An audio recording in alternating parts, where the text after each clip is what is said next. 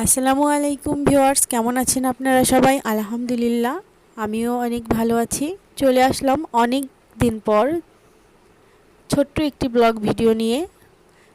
আজকের ভিডিওটি মূলত আপনারা অনেকেই হয়তো চেনেন, জানেন, অনেক প্রচলিত একটি জায়গা বাঘা মসজিদ। কম বেশি সব মানুষই প্রায় জানে এই মসজিদটি সম্পর্কে। তো আজকে চলে এসেছি এই প্রচলিত একটি জায়গায়। আমার মেয়েরা এসেও অনেক খুশি হচ্ছিল, ওদের আজ ফার্স্ট টাইম এখানে আসা। এত ছোট ছোট ইট আর নিখুঁত হাতের গাঁথনি দেখে ওরা অনেক খুশি হচ্ছিল যে এটা কিভাবে সম্ভব। আমরা শুনছি, আসলে শোনা কথা, এটা নাকি এক রাতের মধ্যে তৈরি হয়ে গেছে। আল্লাহ তাআলার আসলে একটা বড় নিয়ামত যে এক রাতে এমন এত সুন্দর একটি মসজিদ তৈরি হওয়া অলৌকিক বিষয়। তো এখানে এসে অনেক বেশি ভালো লাগছিল, জায়গাটা এত সুন্দর আর এত সুন্দর পরিবেশ। অনেকেই এরকম আসছে ঘোরাঘুরি করার জন্য।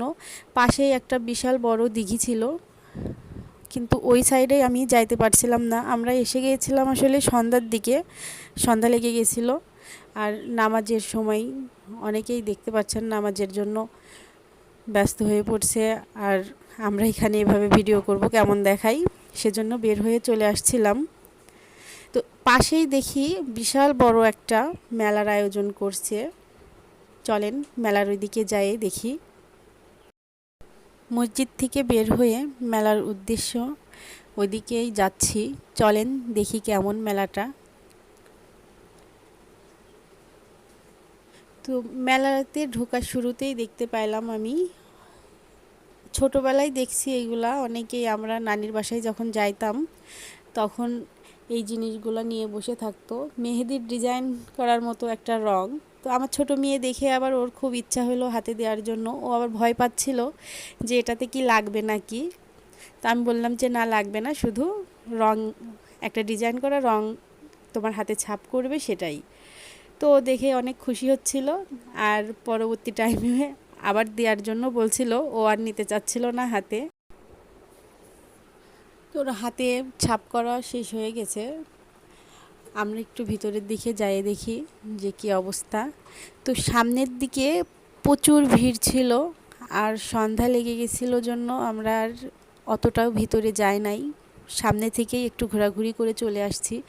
তো যাইতেই দেখি আসলে এখানে প্রচুর জিনিস, অসংখ্য জিনিস, মানে কোনটা লাগবে এমন একটা ভাব যে সব কিছুই এখানে পাওয়া যাবে।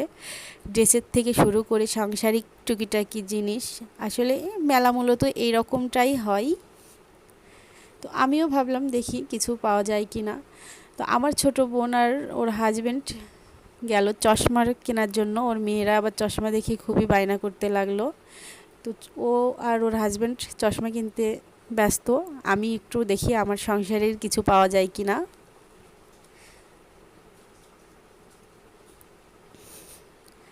চশমার দোকানটাও বেশ ভালোই দেখতে।